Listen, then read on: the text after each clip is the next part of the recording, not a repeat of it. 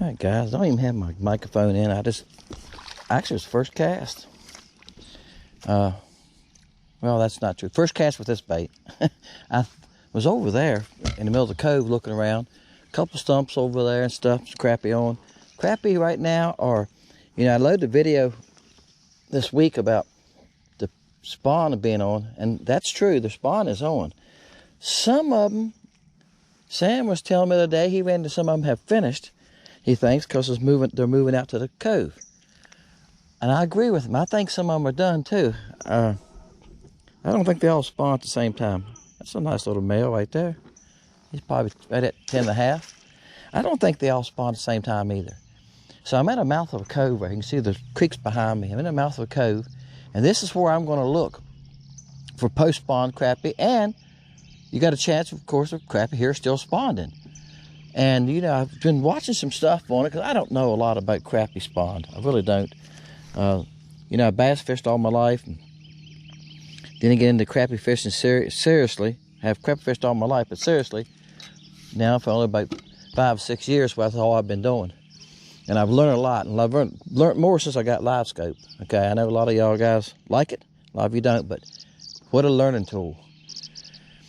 We learn the areas that they like to hang out and where they're staying. Before we guessed about it, we go like, oh, they're on that dock.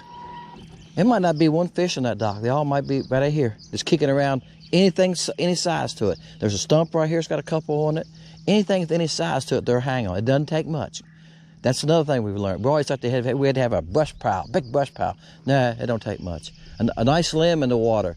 Just a small limb that's 3 foot long. Some crappie will hang over it, hang around it. Big brush pile's good? Yes, it is. But it doesn't take that much, guys, if you don't have much. This lake doesn't have a lot of brush piles. If they're here, they're around people's docks. Because you can see there's houses everywhere. You just can't crawl up on the bank and cut some brush. If you're going to make a brush pile here, you got to bring it with you or have permission from somebody, right? This was a willowtail. This is in the ocean color. I make the ocean color in a lot of baits. I was shooting ocean color this week, so I sold out of the ocean color in the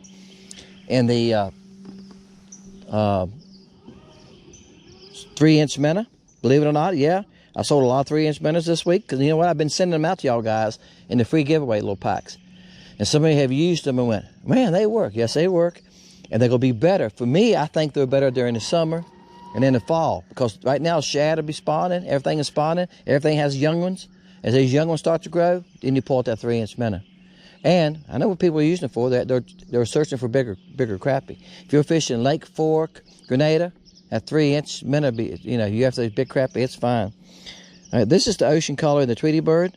All right, I used it in the video. I don't know if I've loaded it yet or not, but I make it in the tadpole. I don't think I make it in the willowtail, but I was shooting tadpole juniors, Tweety birds, and some stuff this week I was low on.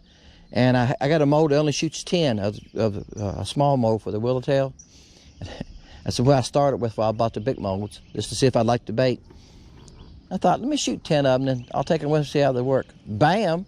So, check out the willowtails. There's a lot of colors in the willowtails. All right, let's see if I can figure them out here. All right, guys. Picked up another one. There is a little stem. It probably used to be a cedar tree, and all of them rotted up in front of this dock. I'll show it to you in a minute. He's a little bit bigger. How about a net you? Now, I feel like these are post-spawn fish.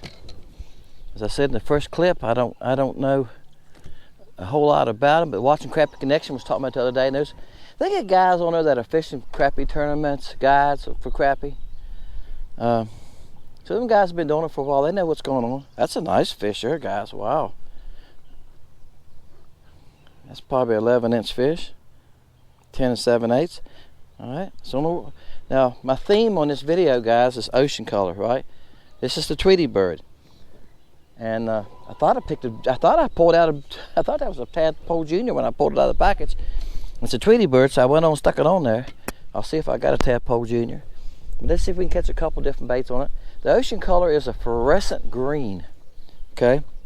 Now, Limeade is a lime color, and it is a neon lime. This is fluorescent. That's the difference. The difference between neon and fluorescent. Like I've said this before, my son's a graphic designer, we've talked about it. And he says the difference is the way they reflect light in the water, what's going to be the difference in the bait between the fluorescents and neons and regular color. So there you go. It's not as dark. When I do the lime, I make it really dark. Now I made it pretty dark in that Willowtail. But I watch my boats could be on the dock. Bam. This is unusual. I'll show y'all. I pulled my boat out away from that dock. And I told you some scattered stuff around here. And usually, of course, the water's got some color to it right now too. Usually the water here is about 2 foot visibility to 3 foot in the summertime. In the spring, it's a little less. We've had a lot of rain. It rained all day yesterday. And the boat traffic, there's a tournament going on today. But I'm going to show you right here. That's where that crappie come from. See, that ain't much. But those dark spots are crappie. So that's just a little limb. Looks like coming up maybe. And I'll show you why I caught the other one while I'm looking around. So I'm just sitting here looking around. So here's some right here. I got to stop and throw at those guys. And I'll finish what I'll show you in a minute. They're moving. See, a lot of these fish are moving around. They're kicking around. That's why I said I think some of these are done spawning now. And they're just out kicking around. I come right past the one there in open water. And just like any other time, not all of them are interested. He didn't pay any attention to me. I can't see my bait now. There, I found it. The boat's moving some. But anyway, yeah, that's where he come from. Now I'm sitting on top of that spot I just showed you because the boat keeps flipping around. The other ones came from, it looked like a stem or, oh, if I can find it. Right here it is. This is the dock post, see? Looks like an old cedar tree with all the limbs and rotted off of. But I think those dark spots right there are fish. That's holding close to that stem. I mean, guys, got another one off that piece of trash. The couple up there on the, that's like a bass. Yeah, it's crappie. I seen some bass come through. Spotted bass. This lake's full of them. They tell us not to throw them back when we catch them. They said throw them on the bank. Whatever you want to do. Plant them beside your roses. They're taking over the lake, guys. And there's thousands of them in here. You can go out and catch 30, 40 a day. They're all 8 to 12 inches, but they don't want them in here. They claim they're largemouth. If you fish all day and catch 30 bass, one of them might be a largemouth. One of my friends was at the ramp the other day, and I asked him, and he said, "Oh, we caught 30 bass today or more." I said, "How many were largemouth?" 2. I said, "Yep." He said, "Wonder why that is." That's about a 10-inch crappie. That's what the Game Commission claims, and this is what they claim, guys. I don't know. This was what they had an article out one time about it, and another friend told me this. His buddy's a game warden, and he said his game warden buddy told him that the spotted bass are like a wolf. You know, a wolf's territorial, a coyote is. You know, that's why they kill strange dogs, right? Anything in their area. That they will actually destroy the nest of the largemouth. They're in spawn like right now. They just go into the nest and destroy it, eat the eggs, whatever they can do. I don't know. It makes sense to me. I mean, the difference between a fish being like that and an animal, than a coyote or a wolf. You know, a wolf will kill a coyote, right? If it's in his area. That's what they claim. So anyway, I don't know. I'm not an expert on wolves either. But I can tell you this: it's a bunch of them in here, and if we're ever gonna get rid of them, people not eating them, so they have nobody's keeping them. Very few people eat bass. Most of them want the crappie, right? So, hey, if that's what the Game Commission says to do, it's what you need to do. All right, guys, this one was in open water. Like I said, I just running around here. There's a lot of fish kicking around. He was around no cover. Looked bigger in this. I mentioned Crappie Connection. Like I know a lot of y'all watch them because I see your names on there. You leave comments. But as I said, they have a lot of pros and people on there, and they've been talking about the live scope a lot. I got a new 34, guys.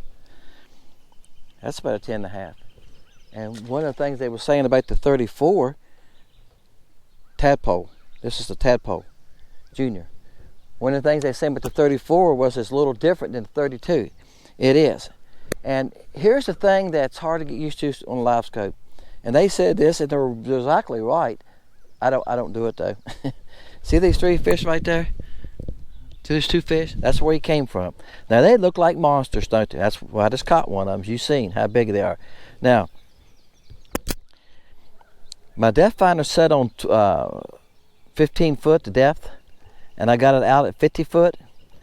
They said they run theirs on, like one of them said 40 all the time. Never takes it off 40 feet out, and never takes it off 8 feet deep. Well, that won't do me any good, guys, because on this lake, as you can see, I'm sitting 11 foot now. Yeah, I wouldn't have no bottom, right? So if you're fishing a lake that's pretty shallow, and you're fishing shallow all the time, that's fine, right? Let's see, they're going on now. I done caught one of them, spooked them. That's fine. You can leave it on 8 foot. But when I get out here on the channel, I'm fishing boat houses, I'm going to be sitting at 12 to 15, 16 foot this summer, and the fish going to be 7, 8, 10 foot deep up under the boathouse. All right? So that don't work for me. But when they're saying is, my point to this whole mess is, they say the guys were saying if you leave it on 8 foot deep or 10 foot deep and 40 foot out, you learn what size the marks are. So when you see a mark, you can judge it. Up, that's small. Up, that big.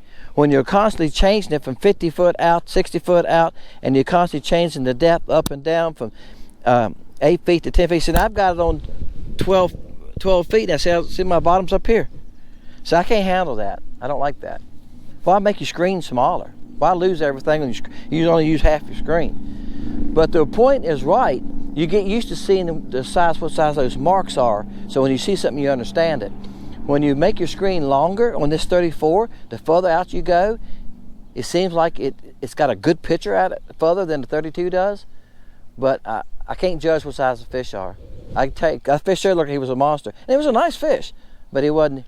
I was going to guess he was 14 inches at least by the marks. So I'm starting all over again, learning this 34. I've had it about a month now. It might take me longer. It might take me a couple months to figure it out what size marks are on this thing. All right, guys, this was another open water fish. I seen him at one by itself. He was 25 feet out there. I just took my time, threw him 3 times before he hit me. They also said don't throw him more than 2 or 3 times. Well, I watched the reaction of the fish. I think I can pick him up. If the first couple times he never moved, I thought, you don't know which way they're facing, and that's another thing. If they're looking at you like this, they're not gonna look as big. If you're looking at them like that, they're gonna look bigger too, right? On that scope. But anyway, I gave him 2 or 3 throws, and I watched him. The third time I come by him, I seen his tail kick. You could tell that he moved. He kicked himself. He went forward pretty fast. He's not very big, maybe 10 inches. And then he come up and grabbed it. All right, guys, there you go. I might add another one to this, but I'm not planning on it. My videos are getting too long anyway because I put too much valuable information in there. Oh, that's right. Cynthia, thank you. She said that video I made about the spawn helped her because she don't have a live scope. That's what I was trying to do. That's what I'm saying. If you don't have a live scope, I'm gonna try to help you a little bit. Look for any kind of cover, any kind of shallow stuff. So you know stuff to look for, getting back these coves. Like right now, there's anything in these coves that's in the water.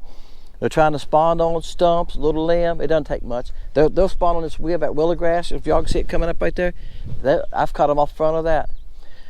The ones I think I'm throwing at now are post spawns. The ones I think that are hanging out here, and Sam said that yesterday. He texted me last night. He said, caught some yesterday that were out hanging in the cove.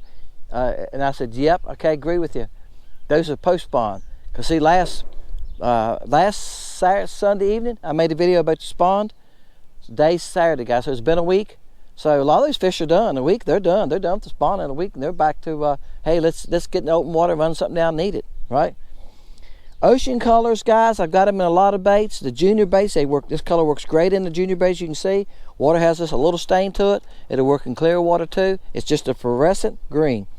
And it's got blue and silver flake in it, if y'all can see them, okay? And guys, there's a disclaimer on my page, on my site, Lake Country Baits, about, oops, what's gonna fall over? Stood on one leg, but to fall over. About the colors varying. I cannot make them exactly the same every time. Y'all watch me make them in the porta catches. I'm add drops. If one of those drops doubles itself, or double drips, y'all know what you know what I'm saying. Y'all poured stuff. You go, oops, you've done some cooking. You go, oops. That's all it takes to change it. The glitter can change it. When I'm measuring the glitter, if I put just a little bit more blue glitter in it, it's gonna change it. It's gonna look a little different. It makes a shade difference, okay?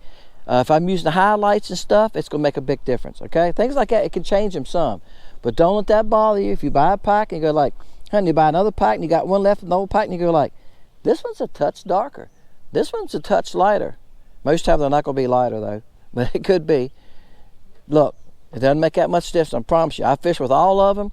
A lot of times I fish with the seconds. I fish with ones I think they come out as good. When I'm bagging baits, I get one that has a dimple in it or elbow bubble in it, I throw them in a different pile, and that's what I throw in my tackle box. And as you can see, the crappie don't care. Put something in front of them that looks good. If they're hungry, they're going to eat it. Dennis, check out Lake Country Baits. See y'all next time.